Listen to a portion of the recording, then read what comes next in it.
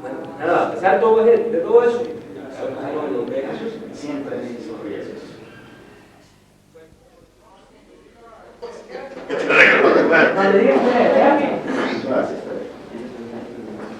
Aquí,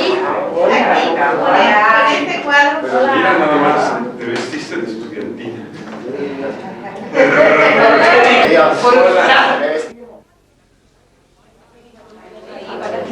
Y esto, aquí me habla desde ahora, ministro de su secuace.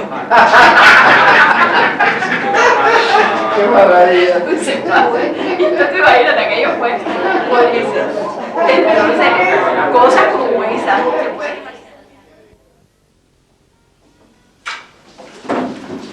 En representación de la Real Escuela Superior de Arte Dramático, un honor muy grande de tener nuevamente al amigo, ya casi colega, nuestro colega Héctor, pero ya colega cuasi español, Francisco Garzón, que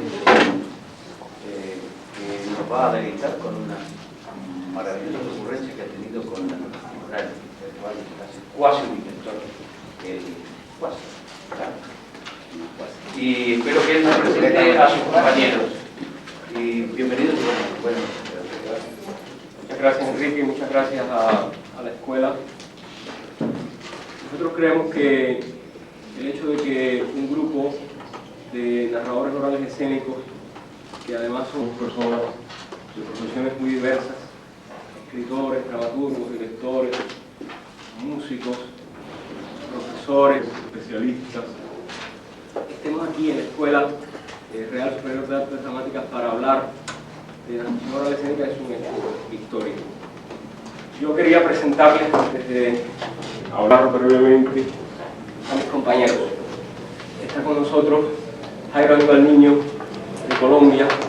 Jairo Aníbal es un hombre muy prestigioso, tanto en el campo de la literatura como en el campo del teatro, dramaturgo, director, ha sido subdirector del Instituto Colombiano de Cultura, director de la Biblioteca Nacional de Colombia, un hombre premiado en el campo del teatro a escala internacional y en el campo de la literatura, un hombre muy amado por todos nosotros. Siguiendo hacia allá está Mayra Navarro. Mayra Navarro es una narradora de lujo, una cosa verdaderamente impresionante, lleva 28 años contando, comenzó a contar con niños hace 29 en realidad, y fue discípula de Eliseo Diego, un gran poeta cubano, el hombre que con otras personas introdujo la narración oral pensada para contar en las bibliotecas y en las aulas en Cuba, allá por los principios de los 60. Mayra ha sido la especialista principal en el campo del teatro para niños en Cuba, es decir, la persona que ha regido la política del Ministerio de Cultura en este terreno. Es una notable profesora en el campo de la narración oral y sobre todo hay que verla narrar. Por ejemplo, debieran verla el domingo en el Carlos III, en el Escorial. Eve Rosell es una mujer que quizás han visto por Galavisión, porque es una importante cantante de rock, lo que pudiéramos llamar rock culto. Es una mujer que viene de los caminos de la nueva canción hasta llegar al rock, una mujer argentino-mexicana que además escribe, compone y que tiene una voz como los dioses, y que en el campo de la narración oral escénica es como la música misma. Una mujer prestigiosa que se graduó de musicoterapia en Argentina y que ha desarrollado una importante labor también en ese campo. Y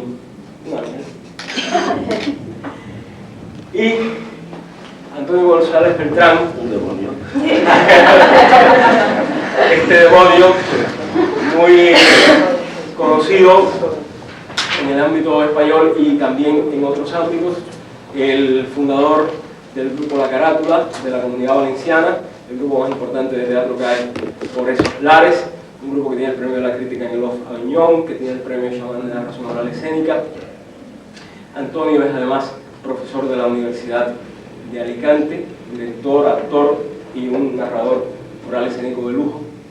Y hay aquí en la sala al algunos otros narradores de diferentes países, en fin, que yo creo que pues, puede ser un buen debate, una buena mesa redonda, podemos dialogar. Creo que cada uno de nosotros va a hacer una exposición inicial y después vamos a estar abiertos a las preguntas que ustedes tengan a bien manifestar. Yo quiero empezar diciendo que estamos ante un tema desconocido y polémico, y que hay que entender que estamos hablando de narración oral escénica en nuestras sociedades, que no son simplemente sociedades de escritura, que no son por supuesto sociedades de oralidad primaria, sino que son sociedades de escritura y de oralidad audiovisual, lo que los antropólogos dirían sociedades de oralidad secundaria.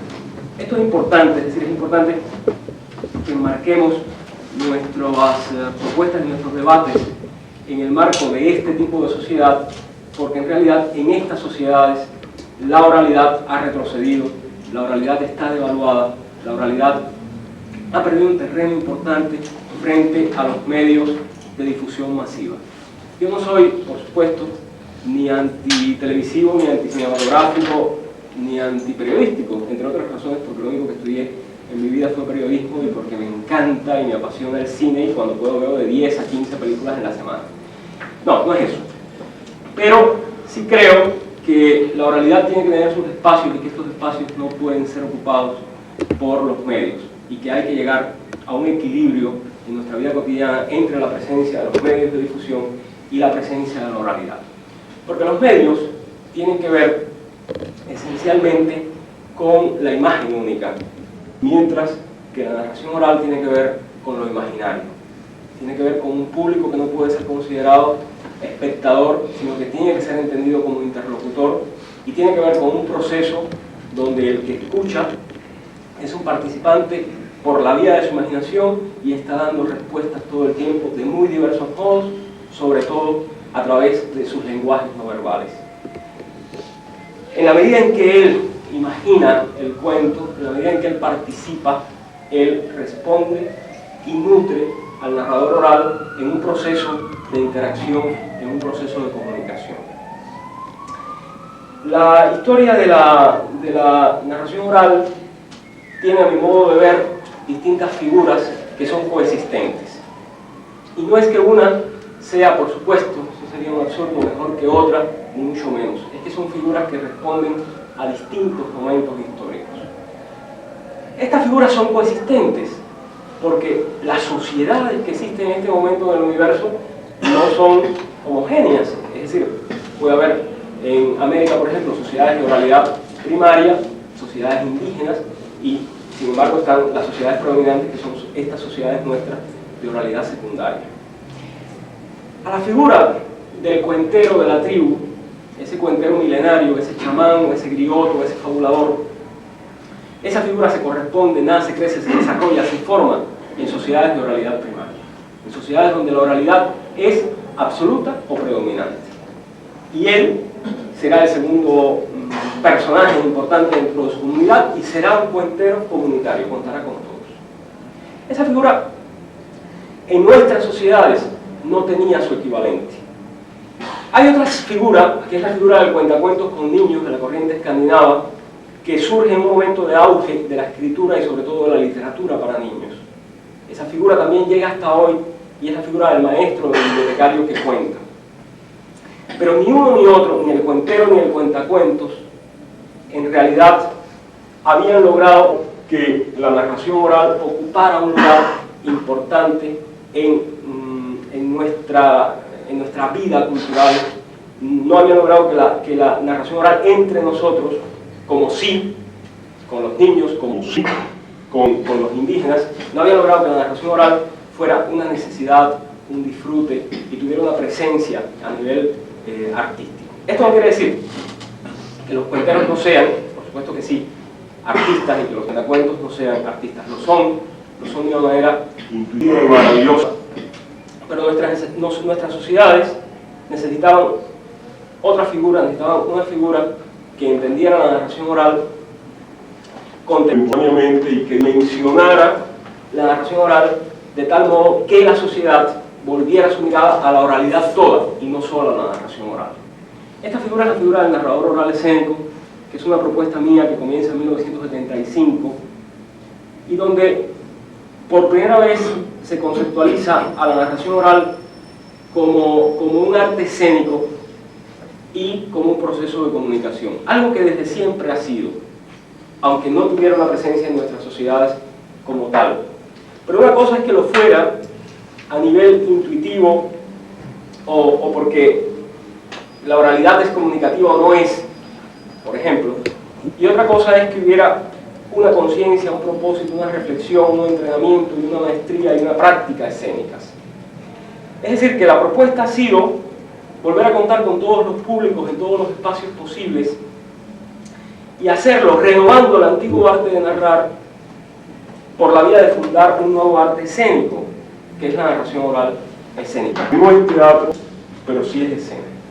Yo creo que hasta aquí podría estar mi intervención por ahora y empezar a dar la palabra a los compañeros para que ellos también intervengan y hagan sus observaciones.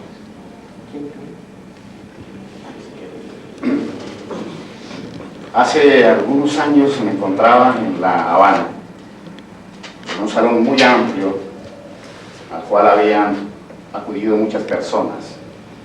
Y de pronto Francisco Garzón Céspedes, a quien no conocía en ese momento, avanzó de un extremo del salón, se abrió paso en medio de la muchedumbre y yo supe que algo muy grande se me venía encima, porque lo percibí a lo lejos. Se acercó y preguntó que si yo era Aníbal Niño, que sí, se presentó como Francisco Garzón Céspedes, un hombre que contaba cuentos y que contaba mis cuentos en los parques, en las plazas, en las fábricas de Cuba, México, El Salvador, Nicaragua.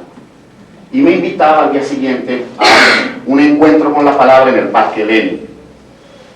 Les confieso que esa noche no pude dormir. No podía tener una idea clara de cómo alguien podía contar un cuento que yo había escrito y que aparecía en un libro y que suponía que la relación ya estaba hecha desde el comienzo, pues, desde el momento mismo en que la imprenta se mete en la historia del hombre. Estaba señalado por esa relación entre lector y escritor. Pero esta nueva posibilidad para mí era un misterio. Y estaba lleno de incógnitas, de preguntas, ¿no? ¿Cómo era posible? ¿Qué pasaba?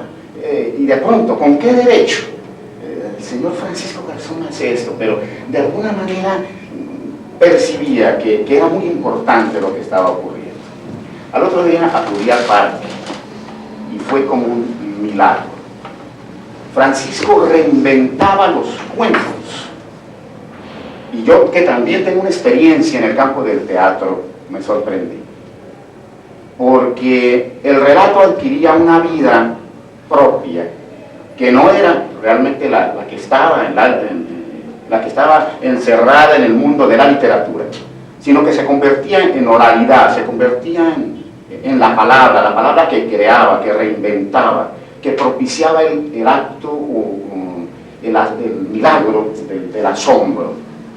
Y fue realmente como tocar el cuento y ver que el espacio estaba ocupado no por un actor, sino por un narrador, y que ese espacio era un espacio escénico, era un espacio común al teatro, pero no veía un actor, no veía un acto de representación, sino que veía un acto de revelación, porque Francisco Garzón jamás se desdibujó, sino al contrario, en la medida en que avanzaba con el relato de los cuentos, adquiría un perfil mucho más claro, es decir, nunca dejó de ser Francisco Garzón Céspedes que contaba los cuentos. A partir de eso yo empecé a reflexionar sobre muchas cosas. Y hace poco le escribí una carta a Francisco, que también es un cuento, ¿no? Yo creo que primero llegó a Alaska y luego a África, hasta que finalmente llegó a las manos de Francisco. Ahí, en una parte de la carta, hago una reflexión. Los antropólogos alguna vez afirmaron que la historia de la cultura comienza cuando un hombre coloca sobre las brasas un trozo de carne. creo que eso es parte de la verdad, pero no la verdad completa. Creo que la historia de la cultura comienza cuando alrededor del trozo de carne surge la conversación. Cuando el cazador que ha invitado a los otros a la cena les pregunta que qué tal el asado y dicen que es excelente, y el cazador dice que no le extraña porque esa carne es de un caballo muy especial, y los otros entonces interrumpen el proceso digestivo para iniciar el proceso imaginativo y lo escuchan, y él dice que esa carne es de un caballo que vivía allá lejos y lejos y lejos en esas montañas azules, ¿no?, que brillan como diamantes, ¿no?, las que desde aquí podemos ver, montañas que por supuesto nadie veía hasta ese momento, cuando todos miraban hacia donde señalaba el cazador, que en ese momento inventaba la narración oral, y dijeron: sí, claro, vemos las montañas. Y él dijo: mira, allá detrás de esas montañas, en un valle, encontré este caballo.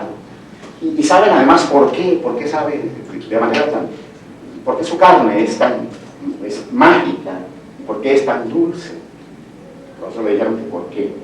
Y él dijo: porque es un caballo volador. Era un caballo con alas que tuve la fortuna de cazar. Y además, si eso no bastara, era un caballo de color azul. Allí empezó la historia de la cultura, siempre. Porque ahí el hombre empezó a imaginar imperios, empezó a imaginar conquistas, comenzó a imaginar propuestas. Los ríos y los mares, en cuyas orillas se levantaron las civilizaciones, primero fueron percibidos con la imaginación o con los presentimientos. Los aztecas recorren kilómetros y kilómetros a la espera de un signo mágico, de un águila que lleva en sus garras una serpiente. Y cuando aparece el águila, aparece el río, no al revés. Esa es otra clave del arte. Porque es muy fácil crear una ciudad al pie de un río que podemos tocar, pero lo hermoso del hombre es que es capaz de construir no solamente una ciudad, sino de inventarse un río en cuyas orillas reinventa la ciudad. Y así ha sido desde siempre. Entonces esto ha vivificado mi vida, de alguna manera ha enriquecido mi oficio de escritor, y me ha colocado frente al maravilloso fenómeno de la palabra que cuenta, de la palabra que reinventa. Y en el caso de Francisco, de un arte que bebe en fuentes muy antiguas, quizás en fuentes primigenias, y que se remoza hoy. Porque el narrador oral escénico, naturalmente, no es el cuentero de la comunidad, que por razones obvias florece en relación con su comunidad. Si se saca de la comunidad, ya ese cuentero no sobrevive. Ni es el narrador de la escuela que narraba cuentos contaminados por la pedagogía y el didactismo, que es mortal para el arte. Aun cuando debemos aceptar que toda esa corriente de alguna manera pues enriqueció un camino con relación a la literatura, pero pienso que estaba restringido, ¿no?, por las limitaciones propias de una escuela que jamás ha sido libre. No, aquí era una propuesta completamente diferente. Era un espacio común a todas las manifestaciones escénicas, común al teatro, común a la danza, pero que planteaba un fenómeno completamente nuevo. Un fenómeno en el que el oyente, es decir, además se ponían en juego los sentidos del oyente de una manera nueva. Los 800 órganos de los sentidos que tenemos en promedio, antes de que nos los quiten. Pero bueno, en gracia de discusión, entonces, los 5 sentidos, los 5 órganos de los sentidos, en el caso de quien oye un cuento, empiezan a vincularse al proceso del narrador, ¿no? Y cuando el narrador dice que olía a nardos, el que oye el cuento se inventa su olor a nardos de una manera muy viva, porque está estimulado por esa puerta que le abre el narrador, y es un estímulo muy fuerte y diferente al que produce la literatura, el texto escrito, o al que puede producir el teatro. Y cuando el narrador empieza a inventar mundos, quien lo oye es un cómplice de sensaciones, no solamente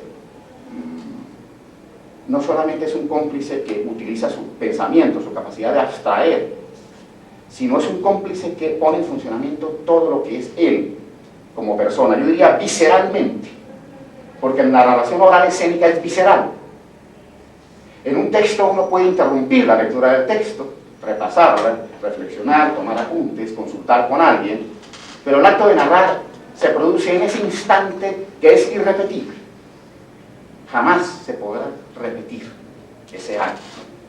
Y es entrañable, es un acto que moviliza todas mis fuerzas, que me compromete en el acto de construcción, ¿no? Que me acerca al narrador, y además porque lo veo. Al escritor no lo veo, lo percibo. Y en el teatro se me hace una propuesta diferente, también apasionada y apasionante, pero es diferente. Entonces la narración abre esa puerta, repito, que a mí me ha conmovido profundamente. Y que creo que es un aporte a las artes escénicas, y que también, pues, la narración oral escénica bebe también de la historia de la escena, no está en contradicción con la historia de la escena, sino que bebe de esas fuentes, que se fortalece con la historia propia de la escena, que creo que en un momento determinado acepta la sabiduría que el teatro ha puesto en las manos del hombre, y otras, cualquier manifestación estética que enriquezca el acto de narrar. El cine, no como un acto mecánico, sino la cultura del cine, también puede ser tomada por el narrador, como de hecho la ha tomado la literatura o las artes plásticas o cualquier otra manifestación estética. Lo que quiero decir con esto es que el narrador oral escénico no rechaza ninguna manifestación de la cultura del arte, que se inscribe dentro de ese mundo de la cultura y que se inscribe dentro del mundo de la escena, pero que hace una propuesta nueva, tomando una manifestación tan antigua como es la palabra. Hasta ahí. Bueno, escuchando hablar a Jairo, que para mí es algo muy importante, porque siempre que Jairo habla descubro cosas nuevas. Me doy cuenta de algo muy interesante. Hace algún tiempo yo le hice una entrevista a Jairo, donde le preguntaba cosas que ya él me respondió en la entrevista y que él ha vuelto a tocar, pero de una manera diferente. El hecho de cómo la palabra, la literatura, es decir, la letra impresa, tiene esa transformación en el momento de contar. Y es que desde mi punto de vista de narradora, se produce una extrapolación de esa palabra que está ahí impresa en el texto, y que el narrador tiene la capacidad de darle vida. Y por eso nosotros decimos muchas veces que contamos de viva voz, es decir, le damos en un momento donde estamos dándole vida a la palabra, donde la palabra en ese momento se está llenando de toda la carga que tiene como palabra, por su significado, pero que además recibe toda la carga que el narrador es capaz de darle con todo lo que uno es capaz de poder añadirle desde el punto de vista de los lenguajes no verbales, de los lenguajes corporales, de todo lo que el narrador puede hacer en ese momento, que como ya dijo él, es irrepetible y único. Porque en realidad, aunque contemos muchas veces el mismo cuento, siempre el proceso es un proceso tan enriquecedor, y el proceso de comunicación que se establece es un proceso tan rico que siempre va a resultar diferente, con una gama de sutilezas que solamente el que lo experimenta es capaz de comprender. Yo vengo de hace muchos años, como Francisco les planteara, contando cuentos. Contaba cuentos en bibliotecas, era una narradora de la corriente escandinava, y para mí el encuentro con la narración oral escénica significó una dimensión diferente del acto de contar. Pienso que el aporte que hizo Francisco desde su investigación y a partir de toda su experiencia como hombre de teatro, como dramaturgo, como director de la escena, ha enriquecido este proceso de una manera extraordinaria. Pensando en todas estas cosas y conversando muchas veces con Francisco, nosotros que tenemos bastante imaginación, nos ponemos a pensar en el inicio de este fenómeno desde la comunidad primitiva, cuando el narrador oral en efecto era una de las personas más importantes de la tribu, y cuando el narrador oral era además el que guardaba las tradiciones, que se ocupaba de educar a los jóvenes, y que además sintió esa sensación del poder que iba a tener en su mano al poder influir directamente en su comunidad, y cómo esa transformación se fue dando poco a poco, y ese narrador oral, el primitivo, se convirtió de un tosco declamador a un artista, a un verdadero artista.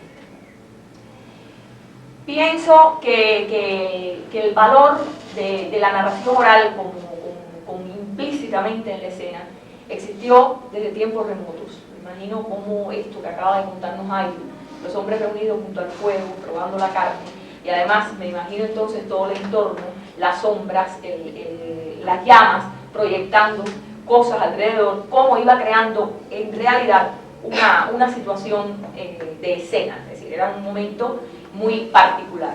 Solo que tuvieron que transcurrir muchos años para que Francisco Garzón definiera este arte, que ya había sido definido por los escandinavos como un arte en sí mismo, es decir, no tributario de otras cosas, que sí puede ser utilizado para la docencia, para promover la literatura, en fin, pero que él supo tener esa visión del artista, que muchas veces es, como pudiéramos decir, un vaticinio de los dioses, de poder determinar cómo estaba dentro de las artes escénicas y que implicaba una forma más de las artes escénicas. Y pensando en esto, Jairo también decía que supo asimilar las cosas que el teatro y la escena podían dotar a la narración oral. Y sin embargo yo a veces me he planteado lo contrario. Para mí la narración oral escénica es quizás, como estuvo para mí en escena desde siempre, existía ese valor de lo escénico, lo único que nadie lo había planteado hasta que lo planteó Francisco y lo elaboró además con una teoría muy fuerte y muy bien estructurada. Quizás habría que pensar que la narración oral escénica es la que puede haber ido antes que el teatro y que fue una cosa con un surgimiento simultáneo y que fueron artes escénicas que se fueron desarrollando paralelamente y que quien pidió prestado aquí. Pudiéramos también empezar una larguísima discusión sobre ese tema. Lo que sí es importante para mí, que era una narradora oral con niños, este descubrimiento de las posibilidades y del valor de la narración oral escénica es una posibilidad muy extraordinaria de dimensionar este trabajo, una posibilidad de descubrir cómo es necesario que exista una intención, cómo es necesario que uno comprenda y entonces domine el espacio escénico y comience a darse cuenta de que aquellos gestos que nosotros hacíamos solamente para sugerir van a adquirir valores de comunicación muy especiales. Y cómo el narrador oral escénico es capaz de reinventar cada vez su historia y de elaborar en cada situación un lenguaje muy particular para ese momento y no para otro.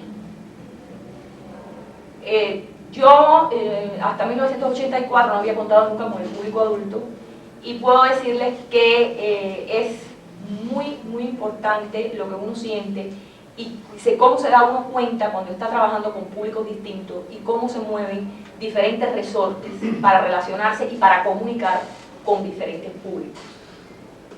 Eso es una de las cosas que yo quería apuntar. No sé si bueno, otros compañeros pudieran seguir en ese sentido. En otro sentido. Entonces no sé si sigo. Como quieran. No, yo quería deciros que yo, como ha dicho Francisco, yo procedo del mundo del teatro. Yo también fui alumno de una escuela de arte dramático y llevo dirigiendo un grupo desde el año 64, el grupo La Carátula. Es decir, que mi impregnación con el mundo de la escena es muy antigua, pero con el mundo de la escena desde el punto de vista del teatro, realmente del teatro. Yo pienso que es una valentía muy grande de la dirección de este centro el haber dejado que un seductor como Francisco se meta por aquí, porque eso puede dar lugar, me imagino, a no muy largo plazo, para que de pronto aquí haya una asignatura de narración oral escénica, y eso sería muy bueno para los actores. Porque el día que yo descubrí ese arte, a mí me dejó alucinado. Llevaba muchos años trabajando en los escenarios y comprendí que era otra dimensión totalmente distinta. Yo había interpretado personajes, eso es, había interpretado personajes, pero nunca había contado historias desde mí mismo, en el escenario. Y el descubrimiento de esa posibilidad fue para mí algo deslumbrante. Tanto es así que desde entonces acá ya hemos montado en la carátula 3 espectáculos de narración oral escénica y uno solo de teatro. Lo que pasa es que ese uno solo de teatro también lo ha dirigido Francisco Garzón y es una obra suya. Es decir, que estamos totalmente envenenados y yo creo que para mí. Me parece que para los alumnos de una escuela de arte dramático es fundamental conocer esto, por lo que decía Mayra, porque yo también pienso como ella que es muy probable que la narración oral fuera anterior al teatro. Y eso lo han aprendido los árabes hace muy poco, cuando han querido crear su propio teatro, y lo que han hecho ha sido partir de la fábula, del fabulador, del narrador oral callejero, comunitario, de barrio, de familia. A partir de las narraciones de esos fabuladores, los del mundo árabe, que tenían prohibida la representación humana, han hecho su propio teatro. Y es muy probable que eso nos ocurriera a nosotros en los primeros tiempos de nuestra civilización y que partiéramos del hecho de contar, de eso que tan maravillosamente nos ha contado Jairo, de que a partir de ese trozo de chuleta calentita surgiera toda una fábula, ¿no? Y a partir de ahí luego vendría la representación de eso que alguien había contado. Es probable, no se trata de establecer categorías. Yo soy un enamorado del teatro, pero bueno, así que no me lo toque nadie, ¿no? Pero comprendo que es otra dimensión, la de la narración oral, y que debe practicarse para todo aquel que quiera dominar de verdad la escena. Como debe practicarse la esgrima, o como debe practicarse también la pantomima y todas las demás artes escénicas. Es decir, que todo aquello que pueda coadyuvar al mejoramiento de alguien en el oficio, que pueda después acabar en cualquiera de esas manifestaciones, eso puede ser interesante. Pero es que la narración oral escénica es además un arte independiente, como lo es la ópera, como lo es la pantomima, la danza, como lo es el teatro. Entonces a lo mejor habría que proponer, en vez de Real Escuela de Arte Dramático, se llamara Escuela de Artes Escénicas o algo así, porque sería más amplio la base de estudio. Pero volviendo a las motivaciones que a mí me llevaron al mundo de la narración oral, estaba precisamente eso, el que la comunicación que yo podía establecer con el público era distinta. Es decir, yo veía al público a partir de ese momento, no como un espectador que veía lo que yo había preparado en una confabulación lenta y alevosa, que diría don Paco Nieva, sino como algo que se establecía inmediatamente. Es decir, ahí, en el momento que yo estoy contando desde el escenario, yo establezco la comunicación con el público y el público conmigo, y los dos nos alimentamos en ese mismo instante. Estamos siempre, mientras estamos contando y el otro escuchando el cuento, se está estableciendo esa relación maravillosa, esa comunicación, en la que el que está escuchando el cuento que yo cuento me está devolviendo imágenes que yo reelaboro para volvérselas a lanzar, y los dos juntos vamos creando todo un mundo mágico que va creciendo y creciendo y creciendo a medida que avanza el cuento. Eso en el teatro no se da, por lo menos no se da de esa manera, se da de otra, porque todos sabemos que cuando uno hace teatro lo que hace es fijar una acción, describir una acción, unos personajes, y eso es lo que se ofrece al público, y el público ve eso que uno quiere que vea, nuestra interpretación. Se llama así, interpretar. En la narración oral escénica no. En la narración oral lo que uno hace es ofrecer al público algo para que entre los dos se vaya creando ese mundo que va creciendo, como os decía. Yo creo que hasta ahí podríamos... Y dejo la palabra a él. Yo la verdad que no por nada decía que era otro camino, es que la verdad que dudé en sí iba a yo presentar lo que quería aportar al tema de este instrumento de comunicación nuevo, en un sentido muy nuevo para una gran comunidad que Garzón ha generado. Y lo dudaba realmente mucho porque el planteamiento, con todo esto es un resumen, es un planteamiento no de la oralidad, que es algo que siempre me critica con razón, Francisco, que yo no me apoyo en nuestra señora de la oralidad como corresponde, porque el punto de vista es un poco intelectual. Pero no los quiero asustar, aunque les he visto las caras, y estamos para que no se asusten, así como están como que husmeando en general en esta tarde fría. Pero tuve una revelación hace 20 minutos, entonces decidí que lo voy a decir, o sea, que lo voy a plantear tal como lo había traído, y les voy a contar qué pasó. Venía yo ansiosa, ¿no? O sea, pensando, les leo los papelitos, no se los leo, resumo, no resumo. Este artículo es parte de algo que yo le debía a Antonio González, que quería mandárselo por fax, de Canarias SH nunca llegó, entonces era también una deuda. Y también plantea temas que Francisco sabe muy bien, que él se acercó con tanta frescura y con tanta, realmente con tanta magia, poder de seducción, cuando dijo: ven a las filas de los narradores, hace de estos 3 años, que uno no podía llegar a sospechar cuántas cosas podían pasar en la vocación deliberada de cada quien, de los que estamos alrededor de este oficio extraordinario. Tres de los que me preocupan son: ¿qué pasa con uno y el otro, el que está allá? Me ha preocupado siempre, solamente que ahora es mucho más patente e inquieta de manera apasionada cuando uno cuenta. ¿Qué pasa con el otro? Alguien me comentó hace poco, yo cuento un cuento donde bajo del escenario al público y descaradamente cuando termina el cuento me siento en el regazo de alguien. Y alguien me dijo, un compañero o compañera, no me acuerdo quién, que era Marcelita Romero, que había sentido unos rumores espantosos la vez que yo bajé en el Teatro de Elche y fui contando despacito el cuento y me fui acercando y que dijeron: ¿y esta qué va a ser?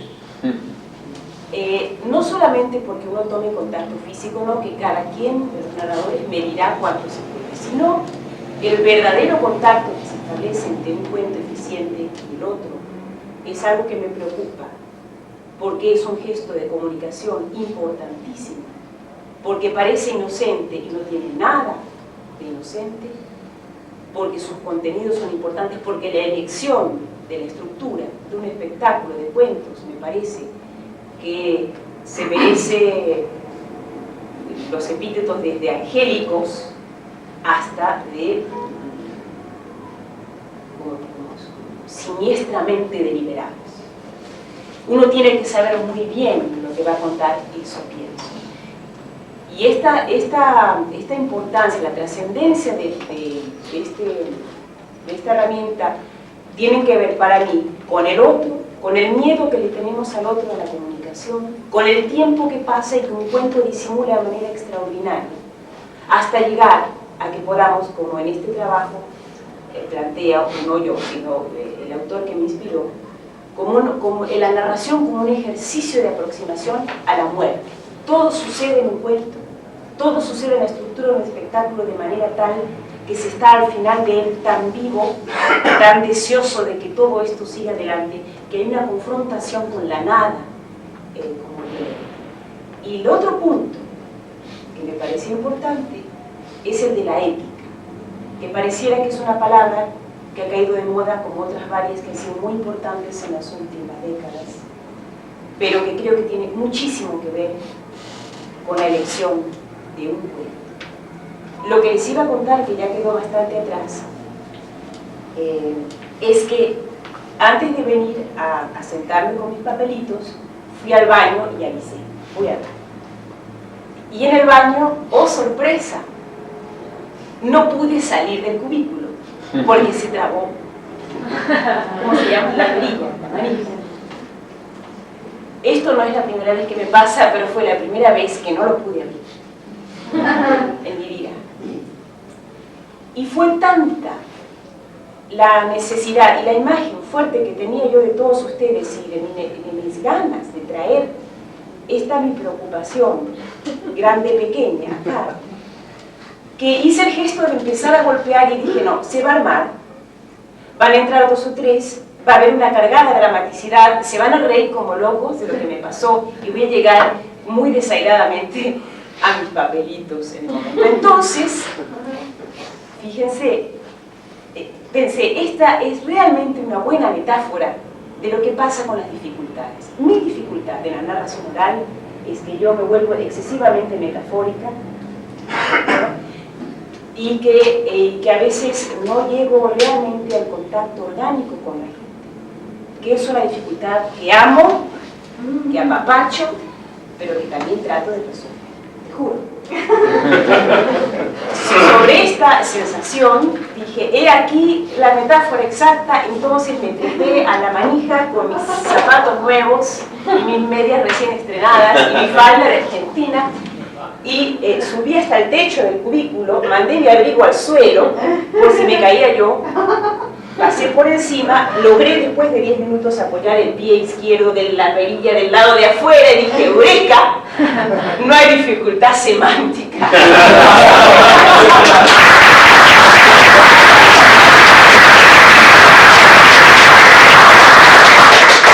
En aras de la comunicación aquí estoy y sin embargo, como ya usé como 7 minutos de los 10 que me quedan, voy a resumir exageradamente lo que sí me preocupa. Cuando yo decía que había un autor que había aportado muy rigurosamente a estos puntos que me preocupaban, estoy hablando de un norteamericano, un crítico de arte que se llama George Steiner, que yo creo que seguramente varios de ustedes conocen, que es también un vicioso, es una gente brillante, muy lúcido, a veces da exageradas vueltas alrededor de las cosas como un caracol que se pierde en sí mismo. Sin embargo, en algunos de estos puntos me parece de una lucidez sector que puede aportar a lo que estamos pensando.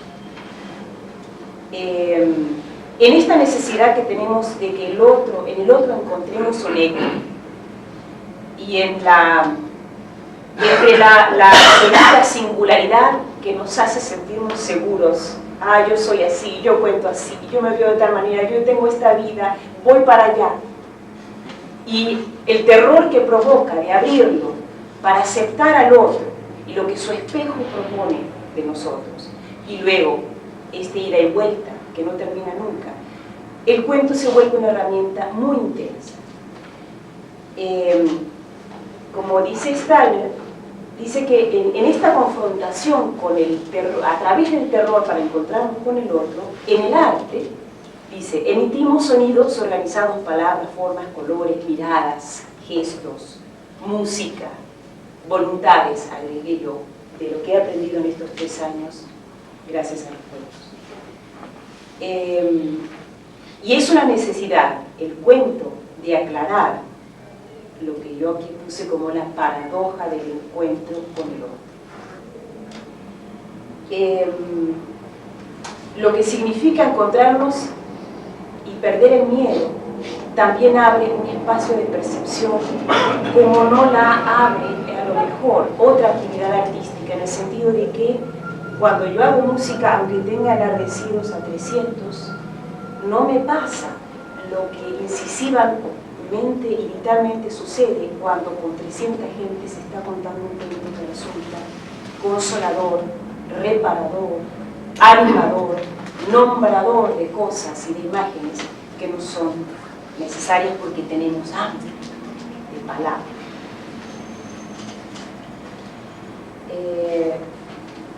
Dice Steiner, despertar algún grado de comunicabilidad, de necesidad de encuentro y comunión, es parte, y yo puse, de la gran responsabilidad de narrar.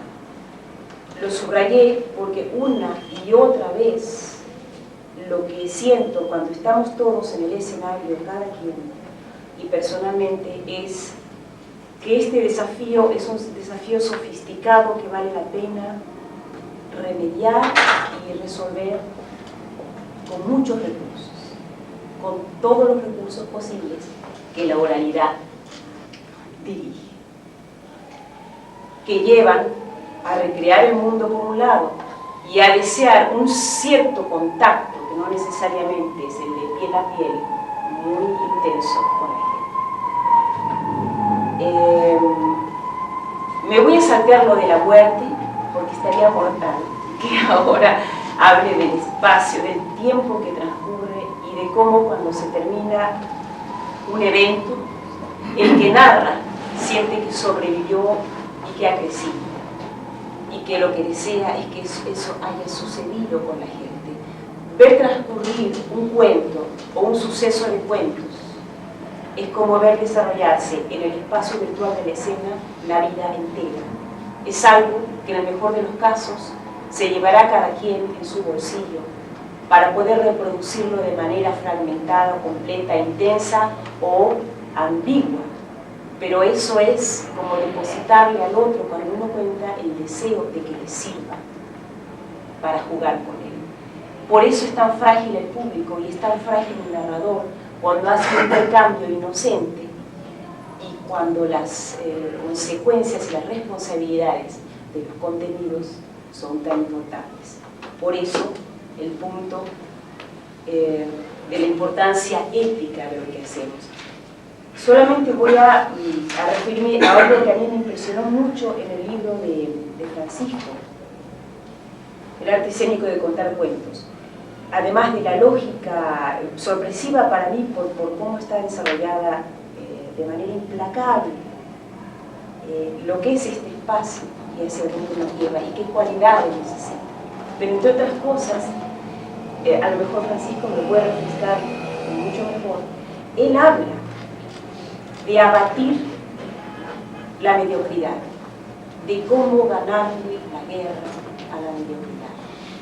Y la mediocridad es una enfermedad de estos tiempos que es apabullante, que no es tan grave como el subdesarrollo y otras enfermedades típicas de este síntoma, pero que es la muestra de que los narradores tenemos una enorme tarea por hacer. Y esta última frase que creo que me impresionó fue: tal vez ningún narrador, artista, intermediario pueda dudar nunca que su herramienta estética trata sobre el incremento o la disminución de la suma de humanidad en el hombre. ¿La leo otra vez? Tal vez ningún narrador, artista, intermediario pueda dudar nunca que su herramienta estética trata sobre el incremento o la disminución de la suma de humanidad en el hombre. Se envía un mensaje y este tiene un propósito: probar en profundidad esta potencialidad de comprensión, de conducta, que son la sustancia vital de lo ético. Lo banal y lo mediocre se apoderan de la pornografía de la insignificancia. Lo banal y lo mediocre se apodera de la pornografía de la insignificancia, y esa es una batalla.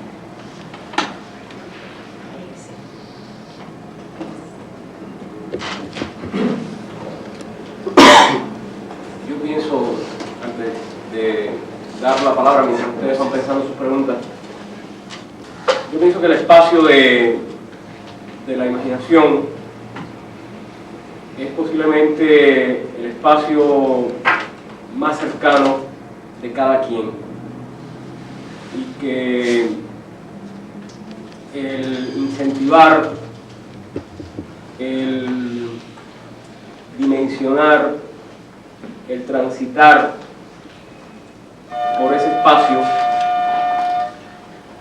es una necesidad quizás tan o más imperiosa que comer o correr. Decía Eliseo Diego que nunca estaba más en movimiento alguien que cuando escuchaba una historia y la imaginaba. Si a esto agregamos que contar es encontrarse con el otro, y es encontrarse desde la indefensión, y si a esto añadimos que el acto de contar tiene que ser un momento de la verdad entre el narrador y cada una de las personas de su público, entonces podemos entender por qué la oralidad es tan necesaria y tan inderrotable. Podemos entender por qué nosotros, con públicos que no están acostumbrados a oír contar desde un escenario, llegamos y hay 1000 personas que nunca han visto a un narrador oral escénico, y 3 minutos después de haber comenzado a contar, el escepticismo ha sido vencido, el desinterés ha sido vencido, los prejuicios han sido vencidos, y ese público interlocutor está imaginando con nosotros el cuento. Y cuando termina el espectáculo, entre comillas, ese público siente que ha recuperado algo.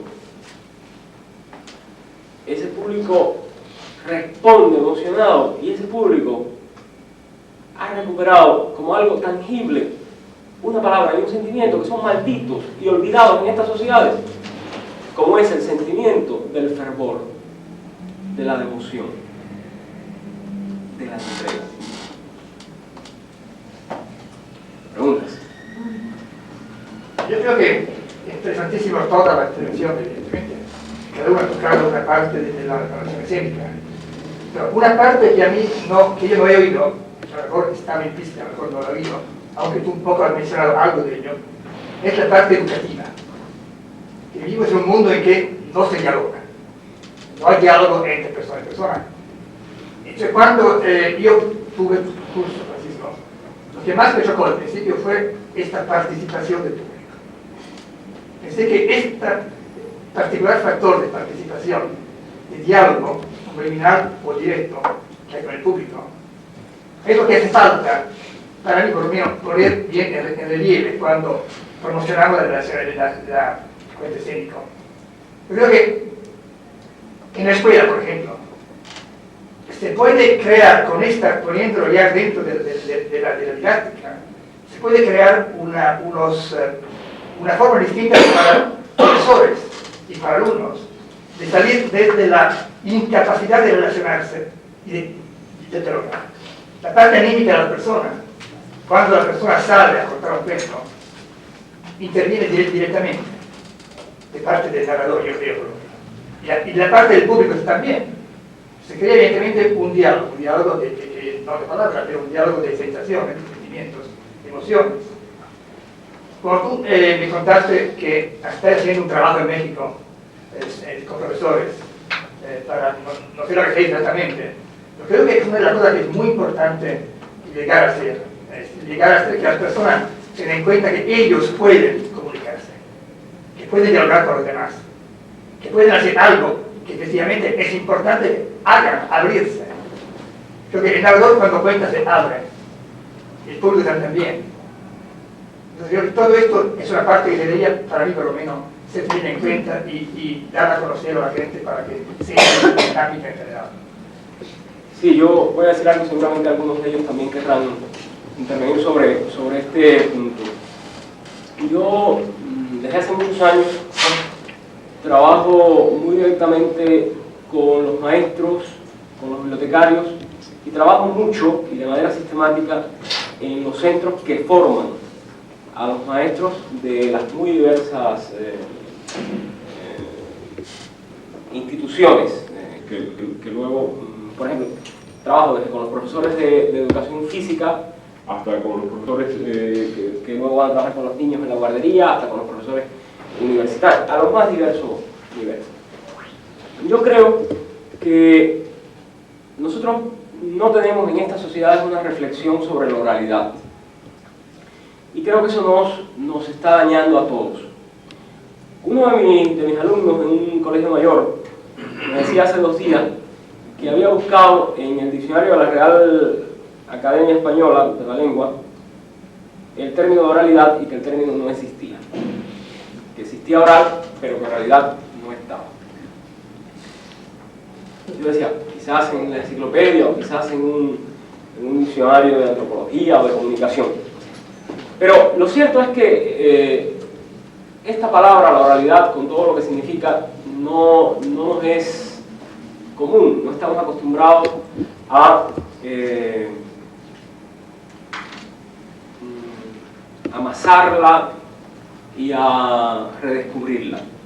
Y sin embargo la oralidad es absolutamente vital y rige nuestras vidas porque yo también creo que el ser humano se definió como tal hablando, es decir, comunicando.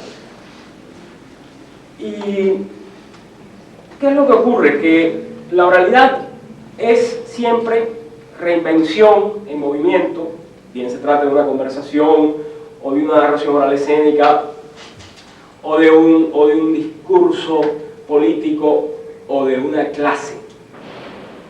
El ser humano no debe nunca estar frente al grupo humano ni debe estar para el grupo humano.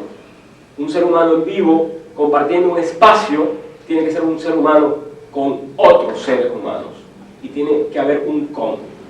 A mi modo de ver, lo que ocurre es que como no tenemos una reflexión sobre la oralidad, como no sabemos cuáles son sus características y sus reglas, por lo menos no lo sabemos conscientemente, entonces la clase, que tendría que ser un acto de oralidad por excelencia, no lo es. Y el maestro llega con muchísimos de los procesos que tendrían que ser procesos de diálogo y de interacción cerrados de antemano. Y no llega en una actitud de influir, pero sobre todo de ser influido. Porque si él es influido, él encontrará mejores maneras para expresarse, para comunicarse y para influir. Para mí, la clase tendría que ser, antes que ninguna otra cosa, oralidad por excelencia. Tendría que ser comunicación por excelencia, tendría que ser interacción. Para mí no hay ninguna diferencia entre el proceso que debiera ocurrir entre el maestro y su alumno y el proceso que tiene que ocurrir entre el narrador oral escénico y su público. Porque para mí una cosa y la otra tendrían que ser una conversación interpersonal dimensionada. En un caso con determinados propósitos y en otro con otros. Evidentemente, esto no es así en nuestras sociedades. Y creo que nuestras sociedades, una de las razones por las que confrontan tantos problemas es porque esto no es así desde la niñez. Porque no estamos adiestrados desde pequeños a relacionarnos con el otro de una manera emocional y de una manera racional. Entonces, en lo que a mí respecta, pues yo tengo una preocupación muy fuerte porque los talleres de narración oral escénica que enseñan un arte o enseñan sobre todo a reflexionar acerca de un arte que para mí es maravilloso y válido por sí, pero que estos talleres sean también un pretexto para que la gente reflexione sobre su oralidad toda, porque si la gente empieza a reflexionar sobre la oralidad, la gente enriquecerá su vida. Y yo creo que el gran logro de los talleres es que la mayor parte de la gente que pasó por un taller de narración oral escénica no salió igual y salió con otra actitud hacia el otro, que tiene que ver con ese tomar en cuenta al otro, que para mí es la gran maravilla de la oralidad. Es que la oralidad no se puede dar al margen del otro. Es que si se da al margen del otro no hay oralidad, hay verbalización. Pero nosotros confundimos todos. Nosotros creemos que el hecho de que estemos hablando en voz alta ya significa que hay un proceso de oralidad. Y no es cierto. El proceso de oralidad no se da si no hay interacción, no se da si no hay comunicación, no se da si no hay reinvención, no se da si no hay libertad creativa. No sé si hay algo. Yo quería decir una cosa. Cuando usted hizo su pregunta, me parece que es muy interesante lo que acaba de plantear, porque dentro de todo esto y entendida la educación como la necesidad de volver a la relación humana, el cuento es una provocación. Y yo estoy contando para provocar, con ese arte, para provocar situaciones muy especiales. Y por ejemplo, yo trabajo en un grupo de promoción cultural para niños y jóvenes. Y muchas veces trabajamos toda esta cosa de la promoción cultural a través de la animación cultural, de cómo poder llegar a la esencia de lo que queremos hacer. Y la narración oral escénica es un medio muy válido para ese proceso de la provocación para disfrutar de ese arte, para abrir rigideces, para encontrar incluso en esa relación de la mirada, que a veces las personas huyen mirarse a los ojos. Y no, ha sido una cosa muy eficaz, porque tiene un valor en sí misma, como arte escénico y como lo que eso permite de comunicación en el momento de la narración misma, y después cómo a partir de ahí se abren procesos, se crean situaciones, y es muy posible trabajar en torno a eso. Sobre todo en el caso mío, que he trabajado con niños, mucho, la animación cultural, para la promoción cultural, el acto de contar es una provocación que puede llevar al niño a cualquier forma de inhibición para expresarse, ya sea a través del cuerpo, a través de la imagen, a través de la palabra, a través de la relación que se puede establecer con el promotor cultural en el momento mismo del trabajo. Quisiera decir algo. La pregunta me parece realmente importante.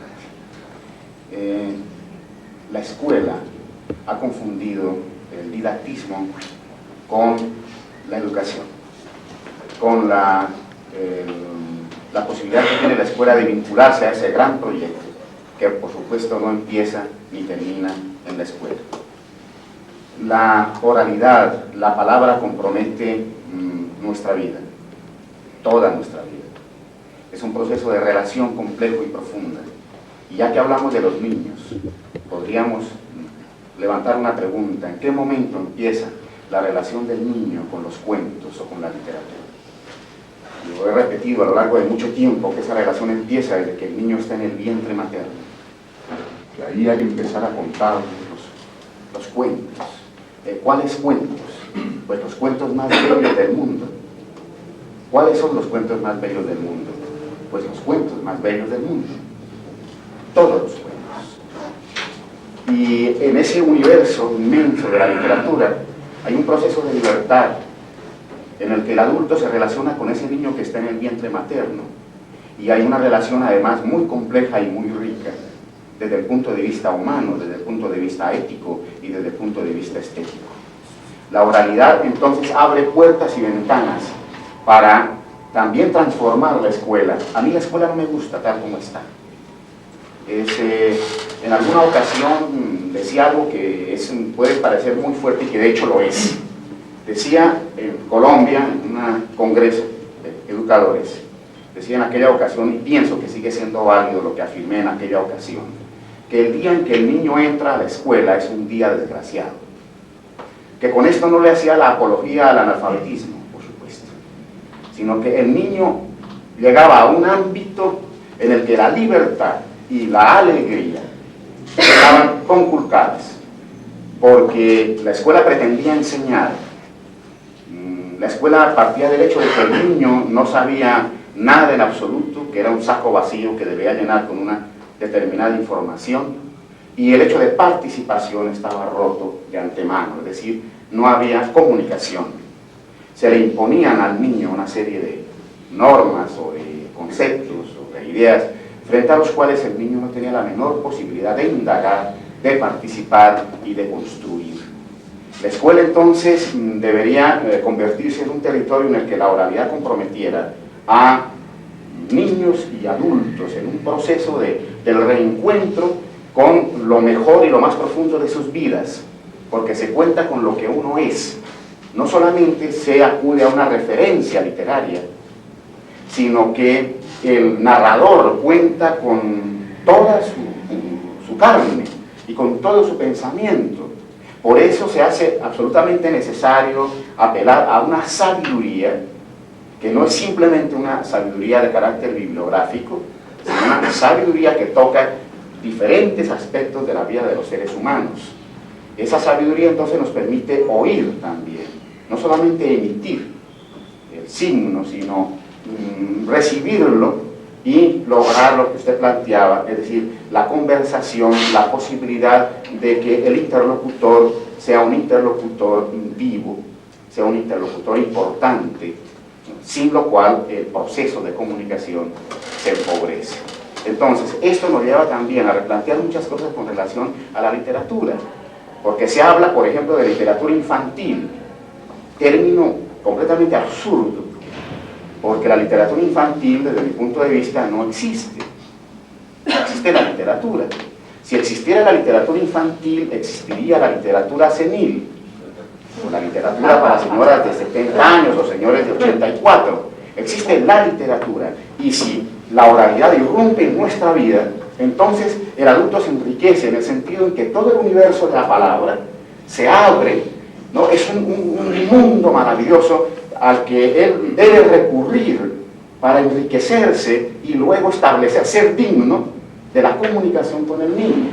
En este sentido, entonces, toda la literatura. Ahora, por supuesto, ¿cuáles cuentos se eligen en un momento determinado? Pues eso tiene que ver con el azar, tiene que ver con muchas cosas que no están predeterminadas, porque tienen que ver con el placer, no tienen que ver con el deber, eso están vinculadas a la fiesta del hombre.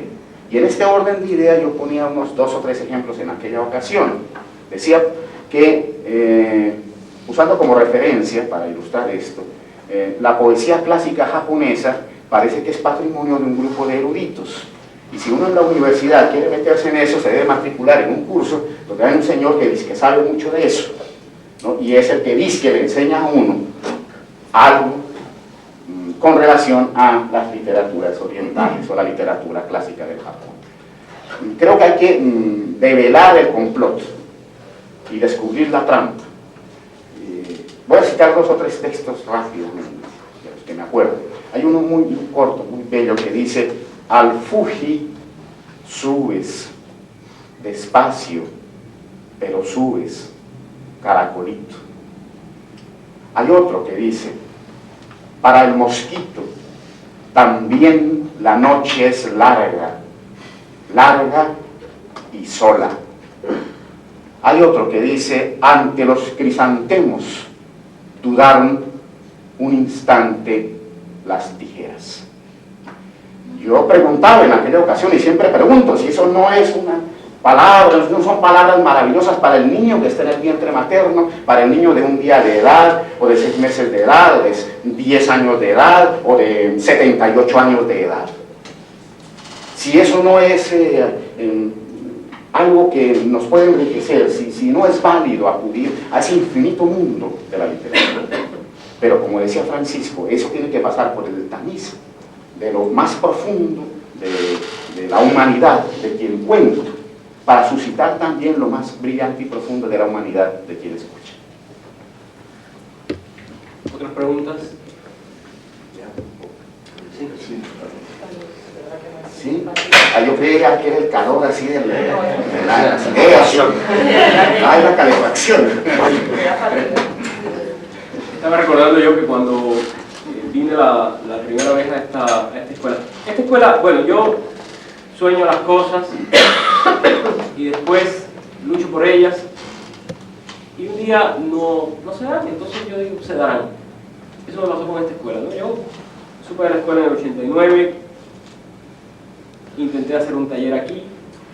La verdad es que ni siquiera fue que me dijeron que no, fue una cosa demencial, ¿no? El director de la escuela me daba cita los días que yo estaba de gira y yo le proponía vernos los días en que él no podía porque tenía clases y reuniones y nunca nos pudimos ver. Y la verdad es que los dos queríamos. Y luego las huelgas y el cambio de sede y yo desistí. Hasta que, así, mágicamente, pues me invitaron a aquella mesa redonda sobre teatro que se dio después del Festival de Cádiz. Yo, sin que nadie me lo pidiera, pero sabiendo que soy temible, di mi palabra de que no iba a hablar de narración oral escénica, porque, claro, la verdad es que tengo muchas cosas, creo yo, que decir también en el campo del teatro, pero mis compañeros, que son mis viejos compañeros del teatro, que a veces, pues yo llevo 30 años en el teatro, son mis amigos hace 20, se espantan en compartir una mesa de teatro conmigo, porque claro, pues yo empiezo hablando de teatro y después siempre hablo de narración oral. Y ese día me había, lo dije que había jurado ante la Virgen de Guadalupe que no iba a hablar de la narración oral escénica, así que hice una muy breve referencia. Y bueno, después de eso pues el taller y estamos aquí y demás. Y recuerdo mucho tu rostro de aquella vez, porque sé que te quedaste muy interesado, que te quedaste muy curioso, y me da mucha satisfacción verte hoy aquí, porque veo que ese interés ha seguido, ¿no? Y todos nosotros coincidimos en que este es un oficio que empieza de varias maneras por la seducción, porque la verdad es que hemos necesitado mucha habilidad y mucha voluntad para vencer a lo largo de estos últimos 17 años, en mi caso, todos los prejuicios, todas las falsas ideas, las ideas erróneas que hay acerca de la oralidad. No hay entre nosotros, como sociedad, no hay un referente que sea realmente compatible con el narrador oral escénico. Entonces siempre, una de las primeras cosas que me ocurren es que se piensa que es teatro o que es una subrama del teatro. Ahorita, Franco, refiriéndose a la narración oral escénica, decía la narración escénica o el cuento escénico. Y la verdad es que no es lo mismo. Si vamos a hablar de lo que nosotros hacemos, la palabra oral no puede ser obviada.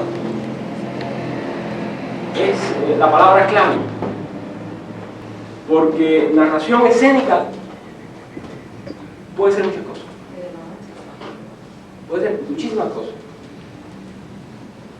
Y la clave es la palabra oral. Esa es la que no puede ser obviada. Porque si nosotros decimos narración oral, bueno, no necesariamente es narración oral escénica, puesto que conversando con ella yo puedo narrar oralmente, o contando cuentos con un niño sin una conciencia escénica yo puedo estar narrando oralmente. Pero si decimos narración oral, eso no es tan peligroso, porque narración oral puede no ser escénica, pero puede ser escénica. Es un genérico. Sin embargo, si decimos narración escénica y no mencionamos oral, estamos hablando de otra cosa. Y en nuestro arte es peligroso porque el problema está en que el gran riesgo de la narración oral escénica es ser escénica sin dejar de ser oral. Porque si deja de ser oral, ya no estamos en el ámbito de la oralidad, sino que nos hemos ido a otro ámbito, ni mejor ni peor, solo que a otro. Y el otro existe. El que necesita reinsertarse es este de la oralidad. Este, que no es sustituible y sin embargo ha sido tan maltratado, ha sido tan reducido a esquemas, ha sido tan minimizado en tiempos y espacios en nuestras vidas cotidianas. Nada de la escena que niegue la oralidad tiene que ver con nosotros.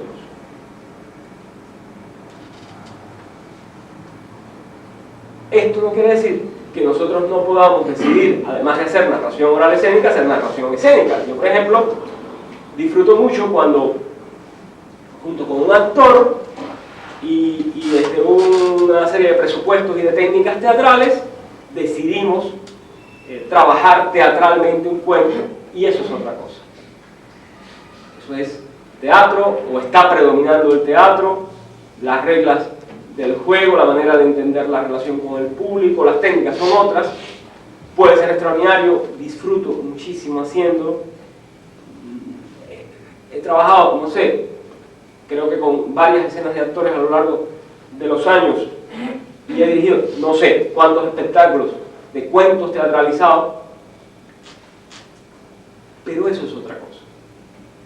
Eso está allí, tiene su espacio, lo hace mucha gente desde siempre, mientras que la narración oral escénica es un reto, y es un reto que a mi modo de ver es urgente, porque tiene que ver con la calidad de vida de nuestros semejantes. Y por eso para mí es tan importante. ¿Hay alguna otra pregunta o hemos abordado tiempo y tema? ¿O me tocaron los crudos de Madrid?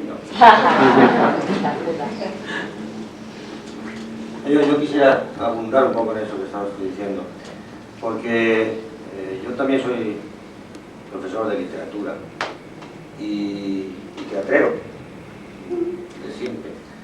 Y me costaba mucho trabajo que la gente entendiera que teatro no era exactamente lo mismo que literatura.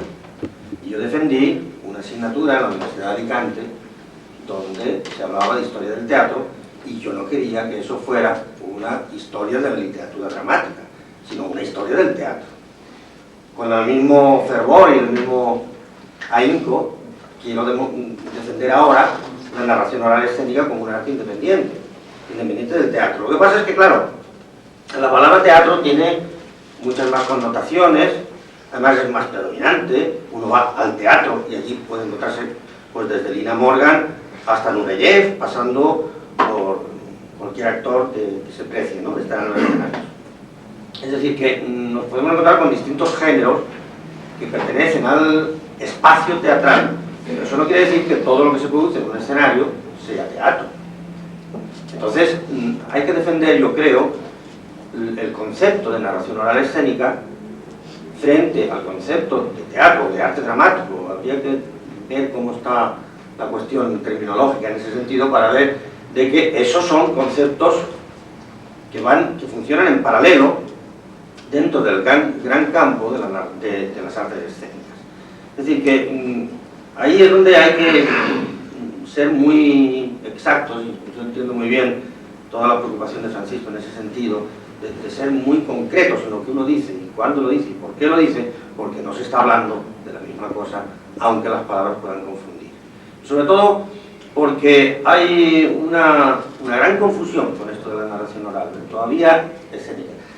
Todavía no se conoce bien, y lo que se conoce pues está manipulado, está a veces intencionadamente manipulado, y hay que, los que ya son novicios en esta religión, en este arte, deben defender muy bien los conceptos, porque si no nos podemos encontrar con mucha confusión que se va generando poco a poco y ampliándose, ¿no? Yo creo que determinar bien claro lo que es el teatro por un lado, lo que es otras artes escénicas por otro, lo que es la narración oral escénica por otro, es muy importante, y conviene que los que sepamos algo de eso lo vayamos diciendo.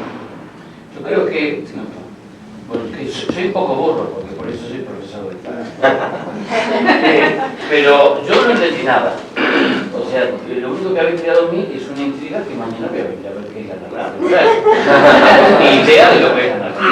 Sí, yo quiero... Yo creo que de repente esta conversación puede haber sido a posteriori.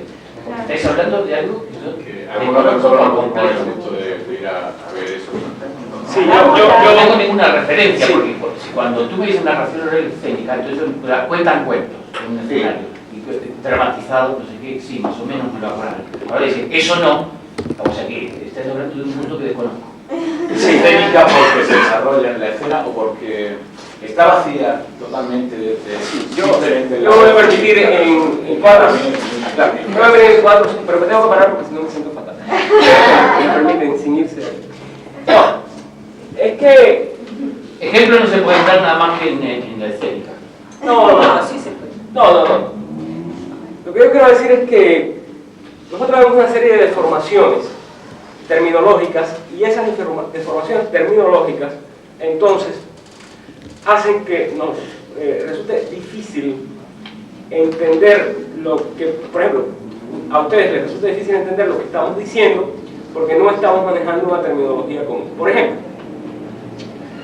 hay una fuerte tendencia a creer que todo lo que es teatral es escénico, es decir, que el teatro es igual a escena. Entonces, cuando uno se plantea eso así, el teatro es igual a escena, lo que realmente ocurre es que uno termina considerando a la narración oral como una subrama del teatro. Pero si uno se planteara esto de otra manera, si uno dijera la escena es una categoría y el teatro es una de las ramas, una de las artes escénicas, como lo es la danza, como lo es la pantomima, entonces quizás uno pudiera acercarse a la idea de que puede haber un arte escénico, que es la narración oral, que pertenece a la escena, pero que no es teatro, y que lo que ocurre es que hay una serie de cosas que son similares para todas las artes escénicas y hay otras que las diferencian. Por ejemplo, cuando yo hago así, narrando, eso es escénico, pero no es teatral.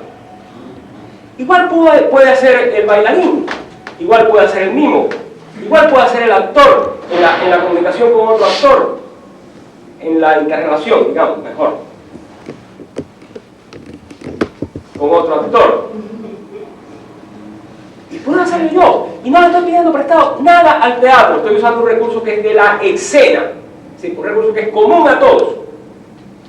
O sea, el narrador escénico está absolutamente solo, sin ningún artilugio detrás.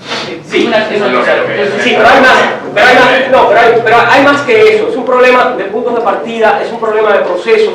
Si ustedes me dejan 5 minutos, yo creo que podemos aclarar algunas cosas. Porque si no, mañana ven y tampoco entienden. Mañana ven el espectáculo y dicen, está actuando. Y no entendieron nada, porque el tipo no está actuando, el tipo está narrando. Y eso tiene una serie de procesos que no tienen nada que ver con el teatro. Pero nada que ver, fíjense. Nada que ver. Por ejemplo, cuando el narrador, y este es un ejemplo que me gusta mucho, cuando el narrador, para sugerir un personaje, recuerden que el narrador es siempre el narrador y sugiere todos los personajes,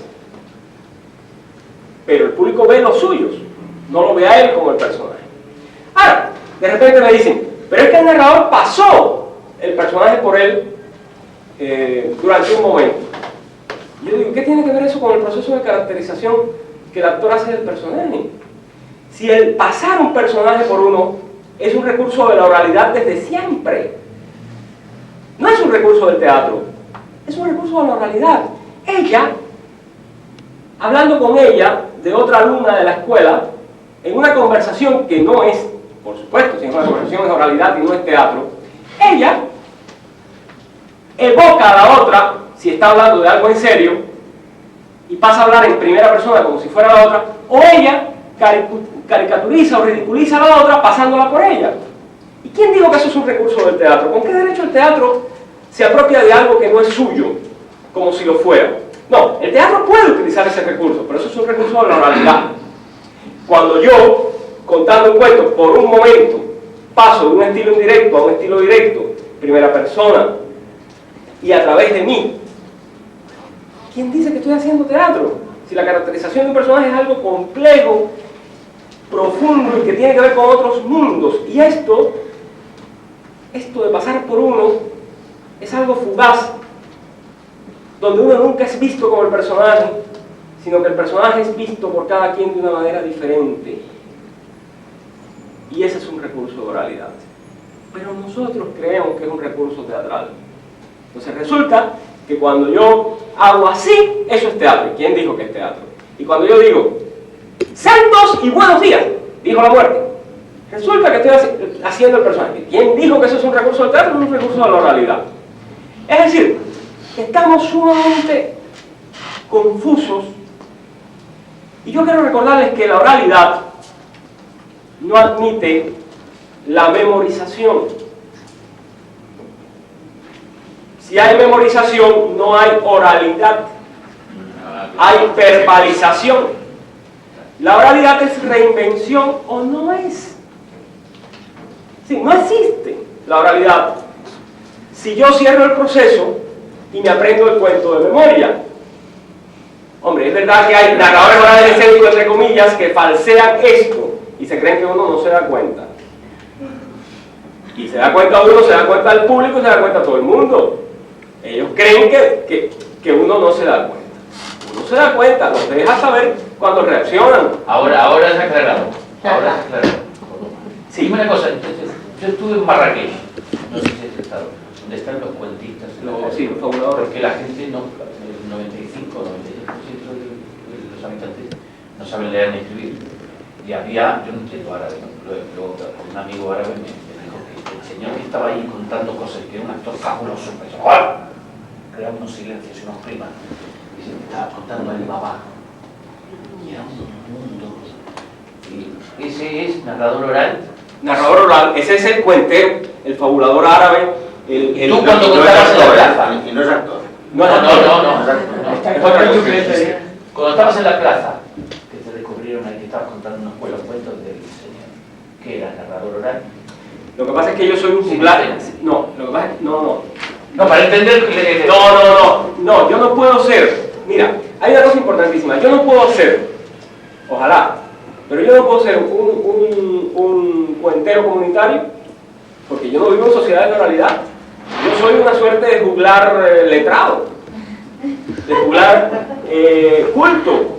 Es decir, yo tengo... esos mismos cuentos de la plaza que los cuentas en el teatro. Sí, claro, igual. Yo creo que hay más parte de improvisación en el juego oral que en el teatro, que es la diferencia en el teatro que puede haber. Sí, por ejemplo, O sea, cuando partes de un cañamazo, yo parto de un guión de suceso.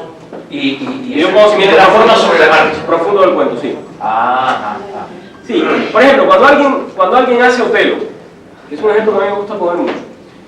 Cuando alguien hace Otelo, un actor hace Otelo, desde un método o desde otro, él quiere ser visto en el escenario como Otelo. Eso es lo que hace creíble el teatro. Otelo está allí, en otro tiempo y en otro espacio, en un espacio teatral. Pero cuando yo cuento la historia de Otelo, yo nunca soy Otelo. Pero además tengo que hablar de Desdémona, de Yago, de los soldados, de los mercaderes. Y es otra cosa, porque yo nunca caracterizo personajes ni construyo las imágenes esenciales sobre el espacio escénico. Yo lo único que hago es sugerir los personajes y sugerir las imágenes. Y tienen que ser vistas por ese público que no puede ser espectador como suele ocurrir en el teatro, sino que tiene que ser interlocutor. Y la diferencia es abismal. Porque lo que pasa es que el teatro es representación, es acción, y la narración oral es presentación, sugerencia y evocación. El teatro tiene que ver con el mundo de la primera persona y el presente, y la narración oral sobre todo tiene que ver con el mundo de la tercera persona y el pasado. En el teatro hay protagonistas y en la narración oral hay testigos. El narrador es un testigo que lo sabe todo, lo puede todo es omnisciente, omnipotente y omnipresente. Es decir, lo que ocurre es que no estamos acostumbrados a reflexionar sobre la figura del narrador, ni estamos acostumbrados a reflexionar sobre la oralidad. El teatro, nos guste o no nos guste, desde las ciencias de la comunicación, es un arte que lo define es el ser expresivo. Él no depende, para ser, de ser comunicacional. Él es esencialmente expresivo. Y la narración oral es esencialmente expresiva comunicacional, porque no puede existir sin proceso de comunicación. Y esta es una característica de la oralidad. Es decir, que son dos artes que tienen los elementos esenciales, expresivos comunes, es decir, las palabras, la voz y los lenguajes no verbales, los gestos. Y luego tienen sus propios puntos de partida, sus propios métodos, sus propias reflexiones y sus propios resultados. Porque los resultados, es decir, lo que ocurre, el fenómeno que ocurre con el público, es totalmente distinto. Es un mundo fascinante y es un mundo que además el actor tiene que conocer, porque las artes escénicas se entrelazan muchísimas veces. Si el actor supiera qué es lo que corresponde a la oralidad y cuando utiliza recursos de la oralidad los utilizara conscientemente, muchas veces su propuesta ganaría. Por ejemplo, yo recuerdo un estupendo montaje del Teatro Circular de Montevideo de el coronel no tiene quien le escriba, creo que fue de García Márquez. Bueno, pues Yo afirmo que es muy difícil montar un cuento como teatro si uno quiere conservar todo el texto, porque a la larga uno tiene que incluir la presencia del narrador. Si no, esto no tiene solución. Los compañeros del Teatro Circular de Montevideo tenían actores que de repente narraban para que la historia pudiera avanzar, porque ellos no podían representar toda la historia. Entonces representaban y de repente los actores hacían un corte y empezaban, es decir, uno de los actores se quedaba narrando un suceso para poder representar el siguiente, y esta narración era el eslabón entre un suceso representado y otro. Si los actores hubieran sabido que contar es contar en los ojos del otro, ellos, aun cuando hubieran cerrado la parte del proceso referida al texto, hubieran sido mucho más eficaces, porque cuando hubieran estado contando, no hubieran perdido la mirada en el vacío, sino que hubieran mirado a los ojos del público. Y entonces ese acto de contar no hubiera sido externo ni falso, sino que hubiera tenido un sentido. Pero como los compañeros son extraordinarios actores, pero no saben nada de narración oral, como actores no pudieron incorporar coherentemente un recurso que no es un recurso del teatro, sino la oralidad, y que si no conoces la oralidad escénica, entonces no puedes usar con verdadera destreza y eficacia. A partir del ejemplo que puse al comienzo, algo que puede parecer obvio, pero que quizás aclare aún más el asunto. Cuando hablaba de este cazador que contaba su cuento del caballo alado y azul, en ese instante él era un narrador oral. Pero quizá llegó un momento en que él u otro quiso contar el cuento de otra manera, y nació el teatro como un acto de representación. Al representar, tuvo que encarnar un personaje. En este caso, se tuvo que mover como caballo, galopar como caballo, y como la cosa quizás le pareció que no era suficientemente clara, se puso la máscara del caballo. En ese momento surge el teatro, y surge la necesidad entonces de utilizar otros instrumentos, otros elementos para narrar la misma historia. Pero son dos lenguajes completamente diferentes. Yo creo que todo esto me ha hecho hacer una pequeña reflexión. Al fin y al cabo, yo veo en la narración temporal la comedia del arte, veo el fabulista, veo el artista, el pintor mismo. Cuando yo estoy narrando, estoy pintando una escena, estoy creando una arte plástica. Yo veo que tú estás defendiendo, de lo que noto, siempre lo has hecho, la plena independencia de la narración escénica oral. Y yo veo al contrario que, para mí por lo menos, es una síntesis de varios recursos, de varias artes, escénica y no escénica, Porque, que puede prácticamente hacer creado el problema. Franco, porque lo que a ti te pasa es lo que le pasa, por ejemplo, a nuestras sociedades de escritura en relación a la oralidad. Lo que pasa es que a ti desde las artes escénicas. Por ejemplo, durante mucho tiempo, y está en casi todos los libros vigentes, durante mucho tiempo nuestras sociedades hablaron de literatura oral para referirse a las tradiciones orales. ¿Y cómo es posible?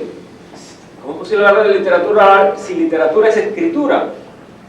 Y decir literatura oral es decir una barbaridad. ¿Cómo es posible que alguien que tiene que manejarse terminológicamente con mucha precisión porque está transmitiendo conocimiento se permita estas licencias? Bueno, porque el imperialismo de la, por decirlo de una manera, el imperialismo de la escritura, como nuestras sociedades son de escritura, impuso sus términos a prácticas que les eran anteriores. Porque las tradiciones orales, como todos sabemos, son anteriores a la escritura. ¿Cómo van a ser clasificadas desde los términos de la escritura? ¿Cómo se va a hablar de literatura oral? Y tú estás haciendo exactamente lo mismo. Tú a un arte que es anterior a todos nosotros, excepto quizás a la danza y a la pintura y quizás a la música, pero que es anterior definitivamente al teatro y a la pantomima. Es decir, tú a este arte le estás aplicando los términos del teatro, es decir, estás intentando juzgarlo desde la perspectiva del teatro. Teatro, pintura, no hay teatro. Cuando tendría que ser al revés. Cuando, por ejemplo, yo te puedo decir a ti que cuando el actor, tú dices, la comedia del arte, pero si la comedia del arte en primer lugar es después, y en segundo lugar, el actor de la comedia del arte siempre está haciendo un personaje. Él abre una parte de su proceso, pero él está haciendo teatro, él no está contando. Y hay un recurso, porque siempre me dicen, bueno, pero ¿y el actor callejero que conversa con el público? Y yo digo, vengan acá, a ver, vamos a ver. El actor se relaciona con su personaje. Su personaje se relaciona con los otros personajes. Y el público suele asistir a ese conjunto de relaciones que se da en la escena.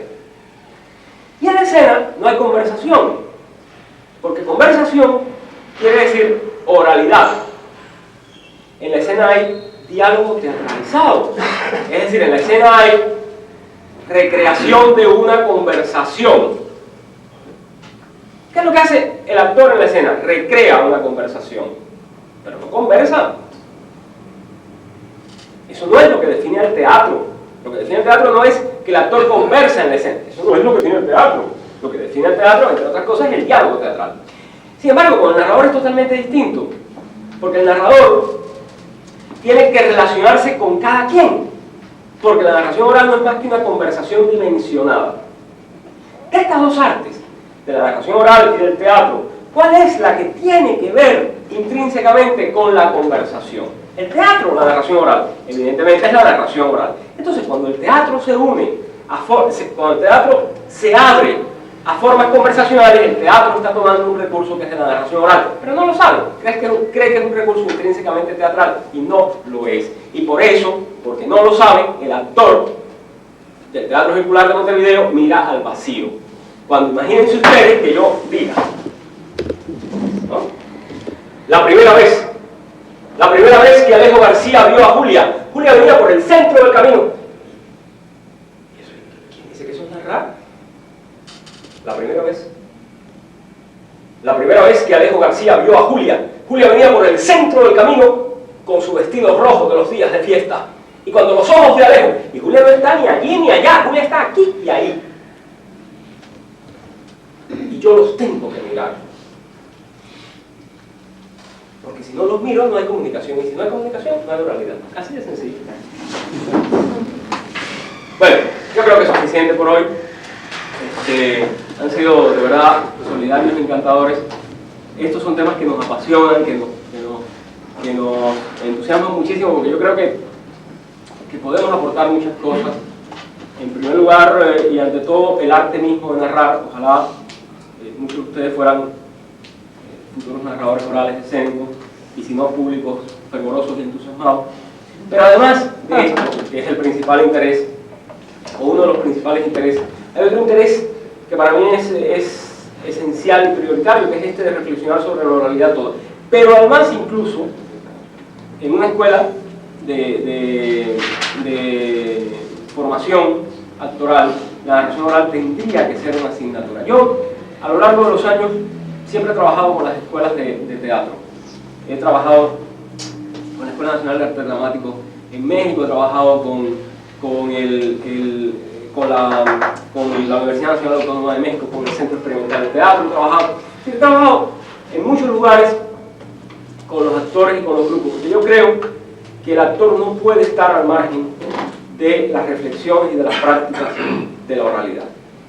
En ese sentido, de verdad, agradecer a la escuela, agradecer a Enrique, agradecer a Lourdes que nos abrió las puertas, y agradecerles a ustedes. Podemos vernos todavía mañana, que tenemos esa función a las 6 de la tarde, podemos vernos en el Escorial, en el Teatro Carlos III, hay que pagar, pero bueno, el domingo con otros narradores, que no serán los que están aquí mañana, a las 8 de la noche. Y podremos encontrarlo muchas veces, porque además están los narradores madrileños. Ellos acaban de contar recientemente en el Club de Amigos de la UNESCO, ellos van a seguir contando, hay narradores en el Colegio Mayor, Isabel de España, hay narradores por más lugares de los que me imaginé, incluso hay narradores en la Escuela Real de Arte Dramático, que mañana 2 de ellas se van a presentar. Muchísimas gracias.